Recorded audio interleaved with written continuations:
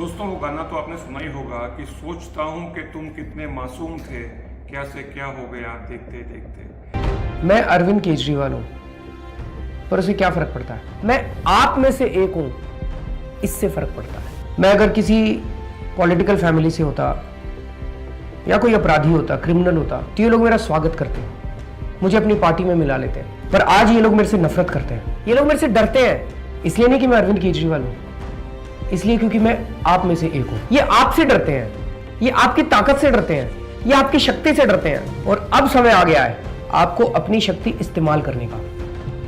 आखिर हम लोग क्या चाहते हैं? हम लोग यही तो चाहते हैं, एक अच्छा देश हो, रहने लायक एक अच्छा देश हो। एक आम आदमी क्या चाहता है? एक आम आदमी चाहता है ईमानदारी से काम करना चाहता है, ईमानदारी से अपना धंधा करना चाहता है, और चाहता है उसका परिवार सुख शांति से जिए, उसका परिवार खुश रहे। यही तो चाहता है एक आम आदमी। और इसको पाने के लिए मैं इस देश के सबसे शक्तिशाली, सबसे अमीर और सबसे भ्रष्ट लोगों से भी लड़ने के लिए तैयार हूं। मैं लड़ूंगा, और मैं अकेला नहीं लड़ूंगा, हम सब मिलकर उनसे लड़ेंगे। इस क्लिप को आप अपने 10 दोस्तों को जरूर दिखाइए, क्योंकि हमारे पास टीवी, अखबार, इनमें इश्तिहार देने के लिए तो पैसे नहीं है अपने पास, हमारे पास कुछ भी नहीं है। पर सच्चाई ये है कि हम अब इन लोगों से बहुत तंग आ चुके हैं, परेशान हो चुके हैं। मैं अरविंद केजरीवाल हूं, पर इसे क्या फर्क पड़ता है? फर्क इस बात से पड़ता है कि क्या आप लड़ने के लिए तैयार हैं? और अगर आप ये लड़ाई लड़ने के लिए तैयार हैं, तब हमारी जीत पक्की है, चाहे ये कितने शक्तिशाली हो, चाहे इनके पास कितना भी पैसा क्यों ना हो। ये क्लिप आप सबको दिखाइए और सबको बताइए कि अब जल्द ही आप भारत को चलाने वाले हैं। दोस्तों क्या ऐसा ही हाल हमारे भारत की एक पार्टी जो कि पिछले 10 सालों में सबसे ज़्यादा उभरती हुई पार्टी थी, आम आदमी पार्टी, उसका यह हाल हो गया है। दोस्तों जैसा कि आप जानते हैं कि अरविंद केजरीवाल जो कि दिल्ली के मुख्यमंत्री हैं अभी तक, वो जेल में हैं। 100 करोड़ का उनके ऊपर शराब घोटाला लगा हुआ है। दोस्तों यहाँ पर कुछ पुरानी बातें, कुछ पुरानी यादें याद आती हैं जब अरविंद केजरीवाल आम आदमी पार्टी की शुरुआत कर रहे थे, और ये जो शुरुआत हो रही थी अन्ना हजारे जी के साथ में, और ये मुहिम एक छिड़ी थी पूरे देश में, और पूरे देश को लगा था कि शायद ये एक ऐसी पार्टी है जो हमको इस भ्रष्टाचार से बाहर निकालने का काम कर सकती है। पार्टियां हैं, सभी पार्टियां भ्रष्टाचार में डूबी हुई हैं, और ये सभी पार्टियों ने मिलकर देश को धोखा दिया है। ऐसा उन लोगों ने अपने संदेश में लिखा। उन्होंने अपील की अन्ना जी से कि आप पेंशन समाप्त करके अब इस देश को एक नई दिशा दीजिए। समझ रहे हो? समझ रहे हो? समझ रहे हो ना? एक राजनीतिक विकल्प दीजिए, जो कोई पार्टी नहीं होना चाहिए। एक और पार्टी खड़ी कर दी इन्हीं पार्टियों की तरह तो फिर काम नहीं चलेगा। एक और पार्टी हाई कमांड बन गया, एक और पार्टी बन गई, एक और सत्ता का खेल चल गया, सत्ता से पैसा, पैसे से सत्ता, तो काम नहीं चलेगा। उन्होंने कहा राजनीतिक विकल्प दीजिए। पूरी की पूरी ये जो भ्रष्टाचार की और अपराध की और पैसे की और ताकत की राजनीति है, इसके विकल्प में एक अलग किस्म की राजनीति होनी चाहिए, जो जनता की राजनीति हो, जनता के पास सत्ता जाए। ऐसा उन लोगों ने लिखा। कह देना बड़ा आसान है, करना बड़ा मुश्किल है।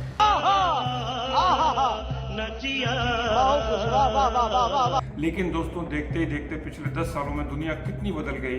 ये पार्टी भ्रष्टाचार से निकालना तो दूर, और खुद ही भ्रष्टाचार में घिसते चली गई। दोस्तों सोच करके देखिए कि वो अरविंद केजरीवाल जब नए नए राजनीति में आए थे और आम आदमी पार्टी पे स्टेज पे खड़े होकर के भाषण देते थे, उनका वो आम आदमी जैसा जो रूप था, जो उनकी वेशभूषा थी, जिसमें 100 रुपये की चप्पल, 400 रुपये की शर्ट, 500 रुपये की पैंट और 10 रुपये का पेन जो कि जेब में लगा हुआ होता था, उसको देख के लोगों को लगता था कि यही वो आम आदमी है जो हर उस भारत के आम आदमी की बात करेगा और उस आम आदमी के लिए शायद कुछ करेगा। दोस्तों कितना बदल गया। तो वो गाना आपने अक्सर सुना होगा कि देख तेरे संसार की हालत क्या हो गई भगवान, कितना बदल गया इंसान। तो ये इतना बदल गया इंसान, कितना बदल गया, अब हम उसके बारे में बात करते हैं। दोस्तों इन आंकड़ों की तरफ जरा ध्यान दीजिएगा। आज बात होगी अरविंद केजरीवाल के घर नहीं बल्कि महल की। जी हाँ, अरविंद केजरीवाल का महल देखने में कैसा है, इसे लेकर सभी की बड़ी उत्सुकता है। जो बंगला 45 करोड़ में बना, उसका लुक कैसा है, इस पर सभी की दिलचस्पी है। अब इस रहस्य से भी पर्दा उठ गया है। केजरीवाल महल के अंदर पहली बार कैमरा पहुंचा और जो तस्वीरें सामने आई हैं उसे देखकर आप चौंक जाएंगे। केजरीवाल के 44 करोड़ बंगले में ऑटोमेटेड दरवाजे लगे हुए हैं जो रिमोट से खुलते हैं और बंद होते हैं। मकान के अंदर सभी जगह वियतनामी मार्बल लगाए गए हैं। घर में 45 लाख के पर्दे लगाए गए हैं। जो 10 लाख रुपए वाला टीवी है वो कैसा दिखता है आप भी देखिएगा, इसकी भी झलक सामने आ गई है। इन तस्वीरों को देखकर आप ये अंदाजा लगा पाएंगे कि अरविंद केजरीवाल का ये महल किसी राजमहल से कम नहीं है। कि अरविंद केजरीवाल जिनका कि बंगला पिछले 2 सालों में 54 करोड़ रुपए का बंगला इन्होंने बना लिया। दोस्तों 11 करोड़ रुपए का उसमें इंटीरियर डेकोरेशन है, साथ ही साथ में 6 करोड़ रुपए के उसमें इंपोर्टेड मार्बल्स लगे हुए हैं। 2.5 करोड़ 2.5 करोड़ के उसमें दोस्तों लाइटिंग्स और जो डेकोरेटिव्स जो लगे हुए हैं वो लगे हुए हैं।